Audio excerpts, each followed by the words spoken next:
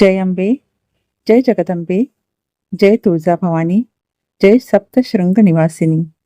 माता महागौरी या नवदुर्गेच्या 8व्या रूपात तेजस्वी प्रकट होतात. नवरात्रीच्या 8व्या दिवशी म्हणजे महाअष्टमीला त्यांची पूजा केली जाते. त्या पूर्ण निर्मळतेचे आणि पारलौकिक शांततेचे मूर्तिमंत प्रतीक आहेत. देवी भागवत पुराणात वर्णन केलेल्या ध्यान श्लोकात त्यांचे ध्यान केले जाते. श्वेतेवृषे समारूढा श्वेतांबरधरा शुचिहा महागौरी शुभम दद्यान महादेव प्रमोदता.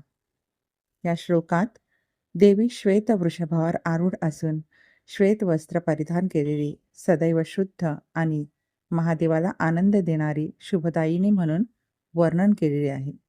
रुद्रयामळ तंत्र व अन्य तांत्रिक ग्रंथानुसार महागौरी सहस्त्रार चक्रातील दिव्य प्रकाशरूप शक्ती म्हणून प्रकट होतात.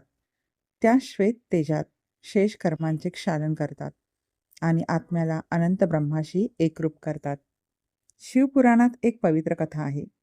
देवी पार्वतीने भगवान शिवाला पती म्हणून प्राप्त करण्यासाठी कठोर तपश्चर्या केली. त्या तपामुळे तिचा वर्ण काळा झाला. पण जेव्हा भगवान शिवाच्या कृपेने तिला गंगाजलात स्नान करण्याची संधी मिळाली, तेव्हा ती अत्यंत गौरवर्णी महागौरी म्हणून प्रकट झाली.